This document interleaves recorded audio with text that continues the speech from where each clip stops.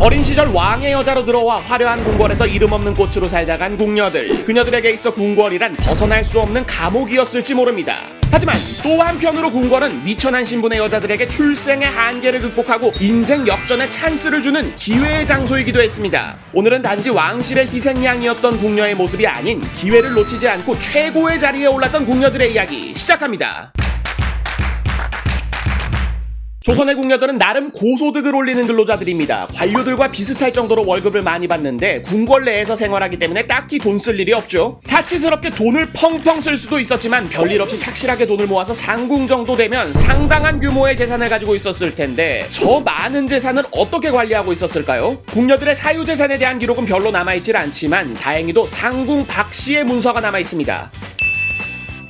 박씨는 인조, 현종, 효종 3대에 걸쳐 근무했던 상궁이지만 이분은 조선왕조실록에 이름조차 거론되지 않습니다. 하지만 조선 궁녀가 이름을 남기지 않았다는 이야기는 의외로 좋은 이야기입니다. 실록에 기록된 궁녀들은 대형 사건이나 역모에 연루되었던 경우가 많으니 무난하게 살았던 궁녀들은 기록에 남지 않았기 때문이죠. 박씨도 이렇게 별 탈 없이 근무했고 차곡차곡 돈을 모아 부동산을 구매했습니다. 원래 조선시대의 부동산 거래는 복잡한 절차가 필요 없습니다. 서로 합의해서 계약서만 작성하면 끝이죠. 하지만 박씨는 혹시 모를 사태를 대비해 부동산 서류를 국가에서 공증을 받아 처리합니다. 그 공증 기록을 토대로 박씨의 재산을 추측할 수 있는 거죠. 그런데 그 재산 규모가 상당합니다. 한양 돌곳에 집터가 400평에 밤나무는 서비스로 끼워주고 논이 2200평, 밭이 3000평, 종암의 집터가 또 1600평, 논이 800평, 밭이 1000평, 거기에 훗날 추가 구매한 땅이 1000평 있어서 다 합치면 1만평 규모이고 이 거래 서류에는 박씨 소유의 노비 이름도 나옵니다. 기록에 남아있는 재산만 해도 1만평의 부동산과 더불어 노비를 데리고 있는 자산가였다는 말이죠. 조선시대의 자산을 현대와 직접적으로 비교하는 건 어렵지만 대략 계산해봐도 수십억 대의 규모로 보이는데 이것은 최소 추정치입니다. 기록이 남지 않은 부동산이 있었을지 모르고 부동산을 구매한 후에도 상궁으로서 따박따박 월급을 받았고 또 밖에 있는 농경지는 노비나 소작농이 작물을 재배해서 수입이 계속 발생했을 겁니다. 최종적으로 박씨의 재산이 얼마였는지는 알 수 없지만 기록보다는 훨씬 많은 규모가 아니었을까요? 그런데 박씨가 죽고 난 뒤 이 재산은 누가 물려받았을까요? 훗날 기록에 등장한 것은 박씨의 양손자 박상간입니다. 궁녀로서 자식을 가지지 못한 박상궁은 입양을 통해 들인 양손자에게 재산을 물려준 겁니다. 이 이야기에서 진짜 성공한 건 엄청난 재산을 상속받은 양손자가 아닌가 싶기도 하지만 이 박상간이란 사람은 박씨의 평생이 담긴 부동산을 허무하게 다른 사람 손에 넘겨버립니다. 급하게 돈이 필요하다며 매입가의 절반도 안 되는 헐값에 팔아버린 거죠. 박상간이 그 돈으로 얼마나 잘 살았는지는 모르겠지만 급하게 돈이 필요하다는 사람들은 대개 좋지 않은 일에 관련된 경우가 많습니다.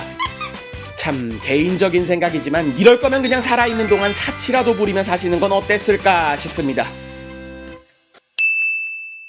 박상궁처럼 차곡차곡 돈을 모아 부자가 된 궁녀도 있지만 각각의 궁녀가 얼마나 재산을 쌓았는지는 확인이 힘듭니다. 기록을 통해 확실히 알 수 있는 부분은 월급 정도인데 이 월급이 제일 많은 직책은 무엇이었을까요? 그것은 봉보부인. 조선에서 왕자가 태어나면 그 육아 또한 궁녀들의 몫입니다. 왕후분들이 똥기저귀 갈면서 키울 순 없잖아요. 이때 믿을만한 모모상궁들이 육아를 맡기는 하지만 어릴 적 궁에 들어온 궁녀들은 절대로 할 수 없는 일이 있습니다. 바로 젖을 먹이는 일. 출산하고 처음 한 달 정도는 왕후들이 직접 젖을 먹이지만 그 후에는 유모가 대신합니다. 때문에 최근에 출산한 여인 중 신체가 건강하고 인성이 훌륭한 사람을 고르고 골라서 왕자의 유모로 데리고 와야 하죠. 유모는 아기가 3살이 될 때까지 젖을 먹이다가 그 후엔 집에 돌아가기도 했고 궁녀로 계속 남아 왕자를 보필하기도 했습니다. 그런데 이렇게 젖을 먹여 키운 아기가 훗날 왕이 된다면 제2의 어머니 같은 존재인 왕의 유모는 봉보부인에 봉해져 종일품에 해당하는 대우를 받습니다. 왕을 키워주신 감사한 마음을 담아 극진한 대접을 받지만 가장 쉽게 마음을 표현할 수 있는 방법은 돈이죠.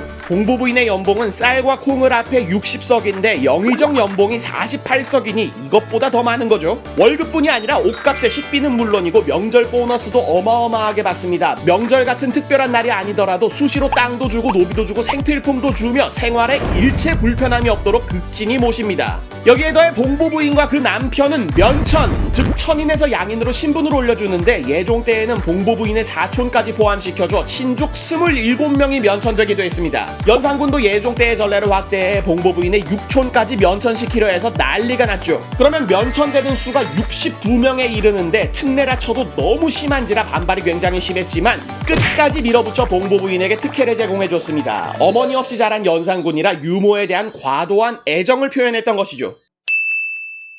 앞에서 언급한 사례들도 있지만 결국에 궁녀들이 가장 성공할 수 있는 방법은 왕의 선택을 받는 것입니다. 조선 500년 역사에서 승은을 입은 궁녀는 많았지만 그 중에서도 가장 전형적인 성공 스토리가 바로 신빈 김씨 이야기. 태종 18년 세자인 양녕대군을 패하고 충녕대군이 세자로 책봉됩니다. 바로 세종대왕이시죠. 세종대왕은 단 2달의 세자 시절을 겪고 급하게 왕위에 오르셨습니다. 이 때문에 내명부에 문제가 하나 생겼는데 당시 궁궐에 있던 궁녀 중 대부분은 태종과 원경왕후를 모시던 궁녀, 그리고 세자였던 양녕대군을 모시던 궁녀들입니다. 태종과 원경왕후는 아직 살아계시고 그렇다고 양녕대군을 모시던 궁녀들에게 세종을 모시게 할 수도 없는 노릇이니 내명부에 세종대왕을 모실 궁녀를 충원하기 위해 비상이 걸린 겁니다. 신빈 김씨도 이때 13살의 나이로 궁궐에 들어와서 소원왕후를 모시는 지밀 라인으로 근무하게 됩니다. 세종은 소원왕후와 금슬이 아주 좋았습니다. 그냥 사이가 좋다 수준이 아니라 세종 9년에 이미 소원왕후가 낳은 자식이 9명입니다. 이제 2명만 더 나오면 나가서 축구할 수 있는 인원인데 이 뒤로 한동안 소원왕후의 임신 소식은 뜸했습니다. 세종께서 후궁들과 깊은 사랑에 빠졌던 시절인 거죠. 그 후궁들 중에도 유독 사랑을 받은 것이 바로 신빈 김씨. 신빈은 소원왕후를 모시던 시절부터 성품이 곱고 우더른을 잘 모셨습니다. 이전 영상에서 언급했던 소원왕후에게 대들며 옷을 찢어버린 궁녀도 있는데 이런 것과 비교하면 신빈의 인품이 더욱 빛을 받겠죠. 세종도 이를 마음에 두신 것으로 생각됩니다. 물론 얼굴도 예뻤겠죠. 세종이 신빈을 얼마나 아끼셨는지 두 분 사이에는 무려 12년 동안 8명의 아이가 생겼다는 사실. 하지만 이렇게 후궁이 사랑을 받으면 왕비의 질투를 받고 그 사이에 신경전이 벌어지는 경우가 많죠. 놀랍게도 소원왕후와 신빈은 사이가 좋았다고 합니다. 세종께서 본처를 소홀히 하지 않으시기도 했지만 소원왕후가 애초에 신빈을 상당히 아꼈던 것으로 생각됩니다. 그 증거로 소원왕후는 막내 아들인 영흥대군을 신빈 김씨에게 맡겨서 양육하도록 했습니다. 왕후께서 얼마나 신빈을 신뢰했는지 알 수 있는 부분이죠. 실록에 천성이 부드럽고 아름다웠다 기록된 신빈 김씨, 그분은 훌륭한 성품을 바탕으로 역사에 이름을 남길 수 있었던 겁니다. 하지만 신빈 김씨의 말년은 조금 의외의 모습을 보이는데 머리를 깎고 절에 들어가 비구니가 된 겁니다. 세종께서 돌아가시고 얼마 지나지 않아 막내 아들인 담양군까지 요절했기에 승려가 되어 그들의 명복을 빌었던 것이죠. 이런 모습을 참아볼 수 없었던 자식들이 어머니를 절에서 나오게 하려고 온갖 노력을 다했지만 신빈은 끝끝내 비구니로 여생을 보내다 58세의 나이로 세상을 떠났습니다. 신빈 김씨의 이야기가 조선시대 기준으로 가장 모범적인 사례였다면 그와 완전히 반대되는 이야기도 있습니다. 후궁이 되지도 않았고 자식을 낳지도 않았지만 임금의 뒤에서 조선의 모든 권력을 손에 넣었던 상궁 김계시 이야기입니다. 김계시는 광해군의 여인으로 불리는 상궁입니다. 그녀는 충분히 후궁의 자리에 오를 수 있었지만 끝까지 상궁의 지위를 유지했습니다. 정치적 작업을 위해 궁궐 안팎으로 다녀야 하는데 후궁이 되면 보는 눈이 많아져 행동에 제약이 걸리기 때문이죠. 이것만 봐도 알 수 있듯 굉장히 똑똑하고 치밀했던 인물입니다. 김계시는 원래 세자 시절의 광해군을 모시다가 선조의 눈에 띄어 왕의 지밀 라인으로 들어갔습니다. 아버지와 아들을 다 모셔봤던 궁녀인 것인데 선조와 광해군은 굉장히 사이가 나빴죠. 이 갈등은 임진왜란부터 시작됩니다. 선조는 전쟁 당시 도망만 다닌다고 욕을 엄청 먹은 임금이죠. 수도인 한양을 버리고 도망가더니 이제는 또 조선을 세자에게 맡기고 자기는 외국으로 도망가겠답니다. 이렇게 선조의 권위가 바닥에 떨어지고 있는 동안 세자였던 광해군은 전쟁에서 큰 활약을 하고 있었습니다. 그러니 광해군의 인기는 점점 많아지고 전쟁이 끝난 후에는 영웅 대접을 받게 되죠. 하지만 선조는 이런 세자의 인기를 보며 질투와 동시에 위기의식을 느낍니다. 이러다 왕자리 뺏기면 어쩌지 하며 의심하는 건데 좀 웃기죠? 언제는 세자에게 다 넘겨주고 외국 가겠다더니.